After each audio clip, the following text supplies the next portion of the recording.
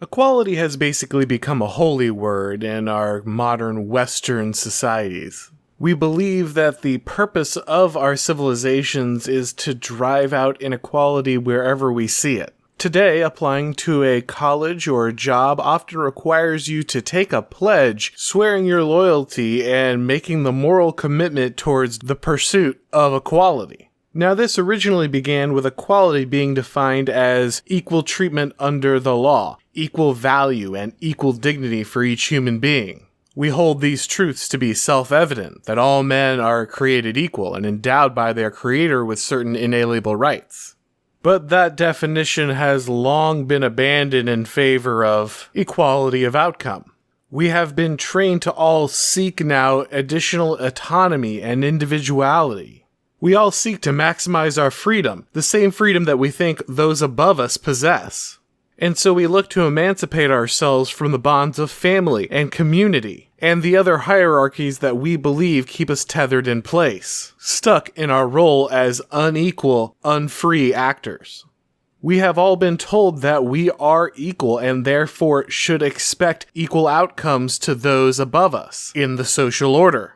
If we aren't achieving the desired goals, if we aren't living the desired outcome, and we are all equal, then the only possible explanation must be that we are not sufficiently free, that we are being held down by the system. This is a delusion that is deeply ingrained in modern society.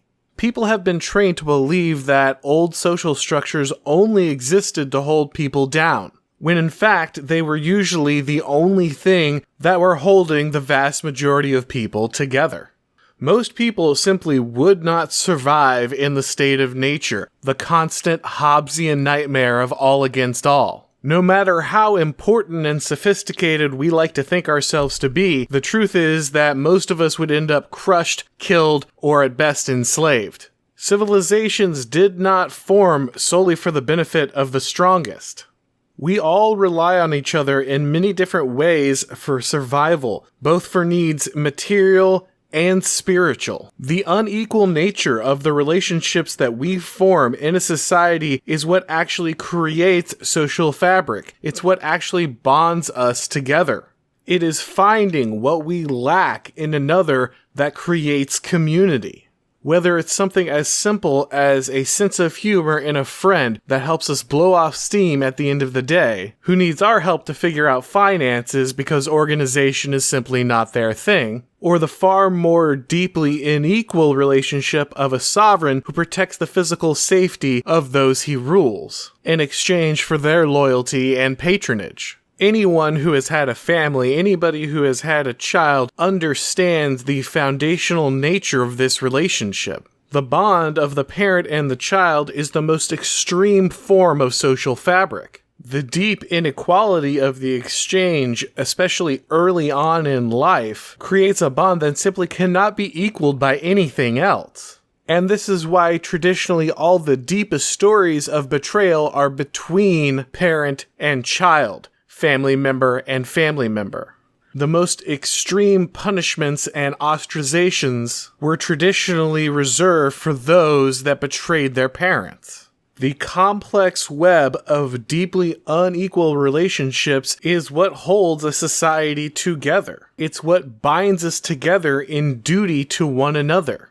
We are social creatures who develop the ability to overcome our shortcomings through unequal relationships. And it is both inhuman and ultimately destructive to attempt to remove those differences. Those that try end up like so many in our current generation, sad and alone, removed from the dependency and responsibility that create meaning. We are, in many ways, defined by what we owe to others and what others owe to us.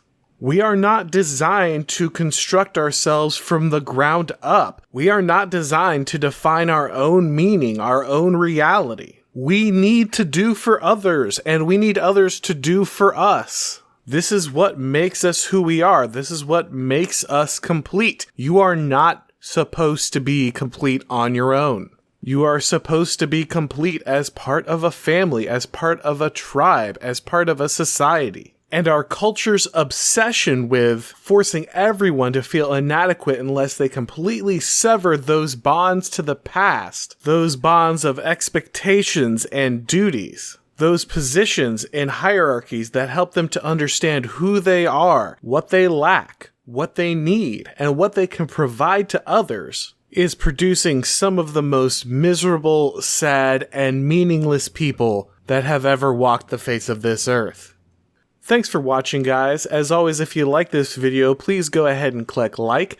If you haven't subscribed yet, now's a great time to do so. If you'd like to support my work on Subscribestar or follow me on Twitter, the links to do so are below this video. You'll also find the link to the merch store if you want to pick up a mug or a sticker. And don't forget to subscribe over on my Rumble channel in case something happens on YouTube. You'll always be able to find my work over there.